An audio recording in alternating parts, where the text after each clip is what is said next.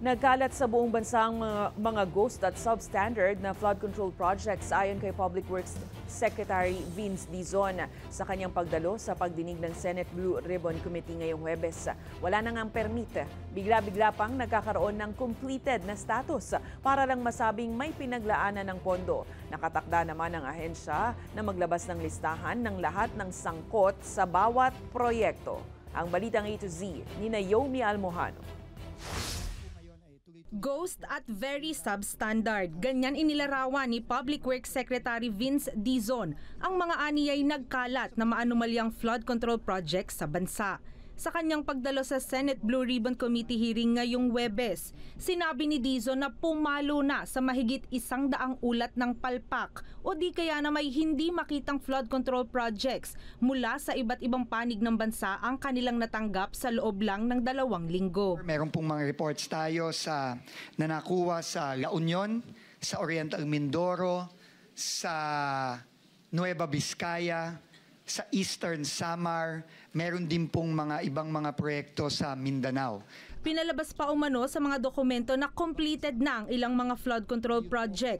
Kahit ang totoo, ni kalahati nito hindi maaninag o maramdaman. Kahit na ang term ng kontrata, for example, 250-300 days, lumalabas po sa mga papeles, miraculously, natapos po kuno itong mga proyektong to at nabayaran po itong ibang mga contractor dito within months. Ayon kay Dizon, ongoing pang kanilang investigasyon sa mga pangunahing sangkot sa katiwalian. Pero nakapagsampa na ng kaso laban sa ilang individual at kontratista na paulit-ulit na nadadawit at nakikitang sangkot sa anomalya. Base rin sa kanilang investigasyon, nagkaroon ng inherent flaw sa sistema noon ng ahensya, kung saan tila may mga proyektong bigla-bigla na lang sumusulpot na para bang kabute pero walang maayos na proseso. Marami pa po dito mga proyekto na hindi lang bad for performance, no performance at all.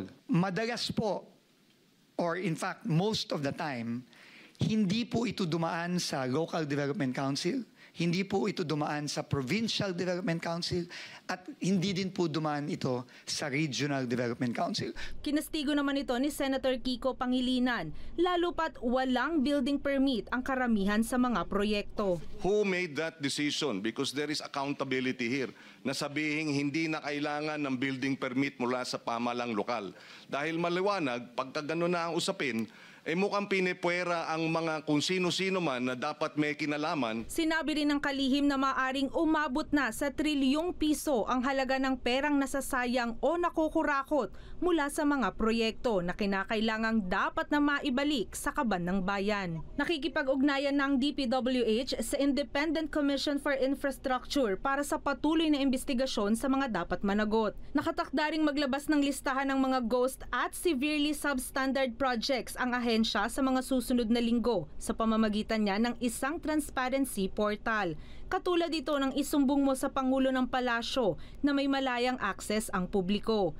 Makikita sa portal ang project location, contractors, proponents at kawani ng DPWH na sangkot sa mga maanumalyang transaksyon.